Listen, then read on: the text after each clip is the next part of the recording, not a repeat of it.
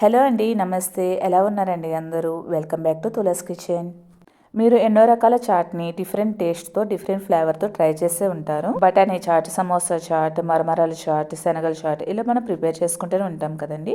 ఒక్కసారి ఇలా స్వీట్ పొటాటోతో అంటే చిలకడ దుంపతో చాట్ని ప్రిపేర్ చేసుకోండి, చాలా బాగుంటుంది. మిగతా చాట్ల కంటే ఇది కొంచెం డిఫరెంట్గా, తీయగా, పుల్లగా, టేస్టీగా చాలా బాగుంటుందండి.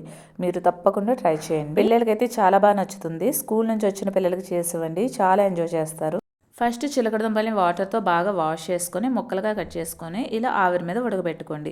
ఇలా ఇడ్లీ పాత్రలో అయినా ఉడకబెట్టుకోండి. డైరెక్ట్గా వాటర్లో కంటే ఇలా ఆవిరి మీద ఉడకబెట్టుకుంటే వాటిలో స్వీట్నెస్ అనేది పోకుండా ఉంటుంది. తర్వాత కొన్ని పల్లీలను కూడా తీసుకొని వేపుకొని చల్లారాక పొట్టు తీసుకొని పక్కన పెట్టుకోండి. ఇప్పుడు ఉడికిన చిలకడ దుంపల్ని ఒక ప్లేట్లోకి వేసుకొని చల్లారాక వాటిపై ఉండే పొట్టుని తీసేసుకోండి. బరువు తక్కువ ఉన్న పిల్లలకి చిలకడ దుంపల్ని రెగ్యులర్గా ఇవ్వడం వల్ల వెయిట్ గెయిన్లో ఇంప్రూవ్మెంట్ ఉంటుంది. ఇప్పుడు ఈ చిలకడ దుంపని ఇలా చిన్న చిన్న ముక్కలుగా కట్ చేసుకొని పక్కన పెట్టుకోండి. ప్యాన్లో 1 టేబుల్ స్పూన్ ఆయిల్ వేసుకొని 1/2 టీ స్పూన్ కారము, 1/2 టీ స్పూన్ ఉప్పు వేసుకోండి. 1/2 టీ స్పూన్ ధనియాల పొడి, 1/2 టీ స్పూన్ చాట్ మసాలా వేసుకోండి.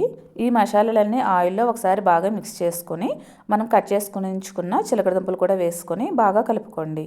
మీకు ఇంకా స్పైసీగా కావాలంటే దీంట్లోనే 1/2 టీ స్పూన్ పెప్పర్ పౌడర్ కూడా వేసుకోవచ్చు. మసాలాలన్నీ ముక్కలకు పెట్టేటట్టు కలుపుకోండి.